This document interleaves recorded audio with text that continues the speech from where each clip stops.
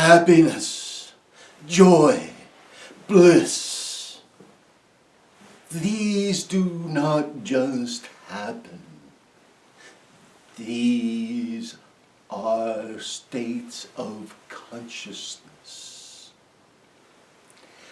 During this pandemic that is currently sweeping the world, and especially sweeping through the Americas,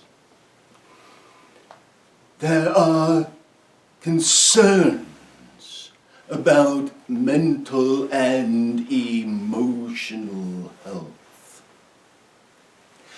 But why is it that being inside with your family, with your loved ones, with those who are closest to you, should be something so emotionally draining, so taxing?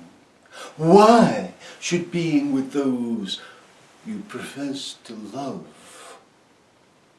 should be such a task, a work, is a huge mystery to some. But understand, a family is not just a place of love. A family is also a place of soul growth, of opportunity and challenges. This means that a family is much like a monastery. Have you ever wondered why monks live together in monasteries? Why nuns live together in nunneries? This living together is like a family on steroids. It gives people a chance to confront all of the things within themselves and to grow spiritually. Most people do this in a smaller way, in the home. And they get regular reprieves from this by leaving the home. Oh, the people that you hear complaining about the home and emotional wellness, oh, they would not last a day or two in a monastery or a nunnery, because they would have to look inside of themselves. And this is the problem for those who are now confined to their homes, in a smaller way maybe, but it is happening, that they're seeing their own faults and their idiosyncrasies, and these are being mirrored through those people who are around them. So, emotional health and mental health are two issues that need to be addressed during this pandemic. And what is the best way for each individual to address these? It is by taking a little time each day for the self. A little time for true meditation. It may seem strange to some that meditation would be a way to focus on their mental health. But when you meditate and align yourself, let go of your problems for even a few moments a day, you allow your whole system to balance as you practice meditating and focus upon your breath if you are but a beginner, or Focus on the energies if you're practicing a higher form of Kriya. As you meditate, your body systems sync. Your body rhythms reset. And this is important because day after day, being out of your normal routines, your body rhythms can begin to become disaligned.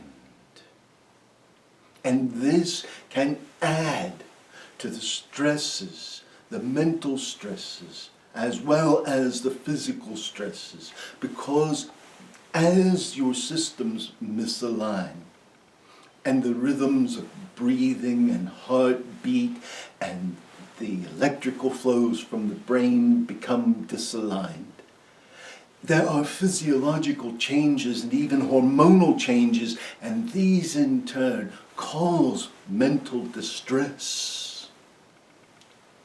So just take a few moments a day and meditate. Or focus in prayer. Take a few moments for yourself. Now, these moments for the self can be taken together as a family. A whole family can sit for 5 or 10 minutes or even a half an hour and meditate together. But the important thing is, whether it be alone or together, ultimately, that you allow yourself to be at one with the divine. Meditation, though, is a simple relaxation for some of you. And for some of you, it is an attainment of a higher self or a higher consciousness. And for some of you, it is an allowance for the full consciousness of self-realization. It is a healing balm for all of you. So, in this time, it is not only important that you take a few moments for the self, for meditation each day. It is important that you remember you chose to incarnate with the people who are around you. Sometimes to help each other, sometimes to provide opportunities for soul growth, sometimes to provide life challenges and lessons. But whatever the case may be, it is important that you go out of your way in times of heightened stress to take a few moments each day to simply try to be nice to each other. Children to parents, parents to children, spouses and lovers to one another. Parents and grandparents and great-grandparents, all that are together. You are a microcosm of the world. Look out at the world. Look at the political scenes. See the chaos, see the bickering, see the fighting. Then ask yourself, how is it in my family? If your family looks like the rest of the world, then ask yourself, how can the world possibly be better if every family is fighting like mine? If every family is arguing like mine? If every family has the problems that mine has? And just remember,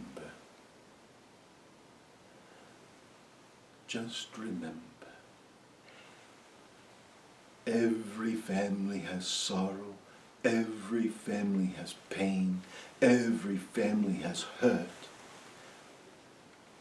Every family, every nation, every cosmological existence, and every individual is suffering. For life is suffering. So take a deep breath, step back, think. What can you do to avoid adding to the suffering? What can you do to make things a little nicer for everyone? What can you do to extend an environment from yourself to others that will enhance their lives?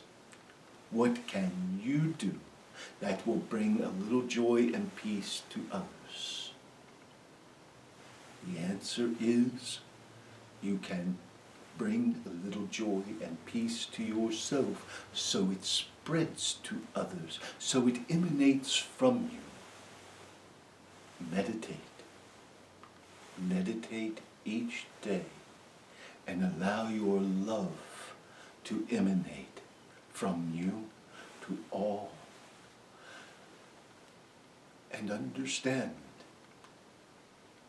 these may seem like difficult times, but when these times are over, you will also remember them as difficult times often are, as some of the best times. They will be times that you will remember as being when you clung together as a family. For some of you, they will be times that you enjoyed games together. For others, there will be times of cooking together and eating together and family togetherness that, even though forced, you had not lately experienced. And for some of you, you will remember these as the times that you struggled together in hard times and came through as a family. So, it is important, very, very important, that you understand these challenges for all are not necessarily a precursor to automatic mental health problems. But if there are issues, they will be exacerbated. So, take a little time each day to meditate. Breathe deep and give your love and blessings to all of those around you. Give others your love, your peace. We leave you with blessings and with peace. Peace be with each of you.